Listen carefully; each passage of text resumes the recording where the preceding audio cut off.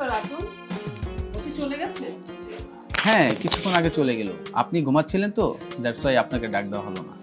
আচ্ছা এবার বলো, মেয়ে তোমার কেমন লাগছে? মেয়ে তো খুবই দারুণ, আমি যেমনটা চেয়েছিলাম ঠিক তাই। অ্যাকচুয়ালি একটি কথা বলতে চাচ্ছি। বলো। আপনি ওর মার সাথে কথা বলেন, ওর মা যদি রাজি থাকে তাহলে আমি এই মাসে বিয়েটা করে ফেলতে চাই। তো তুমি এক কাজ করো, তুমি আগে তোমার মায়ের সাথে কথা বলো। আচ্ছা ঠিক আছে, আমি আজকের মধ্যেই মার সাথে কথা বলবো, তারপর কনফার্ম করে আমি আপনাকে জানাচ্ছি। ঠিক আছে।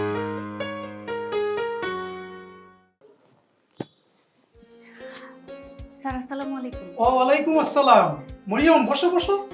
জি স্যার। হলো, কেমন আছো? কি খবর টবর তোমার? আলহামদুলিল্লাহ ভালো স্যার, আপনি ভালো আছেন? জি ভালো ভালো। তোমার আম্মু ভালো আছে? জি স্যার। তোমার বিয়ে ঠিক হয়েছে শুনে খুবই খুশি হয়েছি। তুমি চাইলে তোমার হাজবেন্ড সহ কানাডা চলে যেতে পারো। না স্যার, তার মা প্যারালাইজড, তার মাকে এভাবে ফেলে রেখে কানাডা যাওয়া আমাদের একদম উচিত হবে না। মা, তুমি এত ভালো কেন?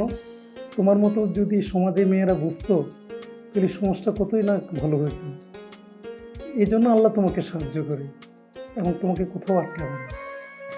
আমার জন্য দোয়া করবেন স্যার, আর আমার বিয়েতে কিন্তু অবশ্যই আসবেন। অবশ্যই আসবো, কি বলো? আসবো না মানে? অবশ্যই যাবো। ভালো থাকো মরিয়ম।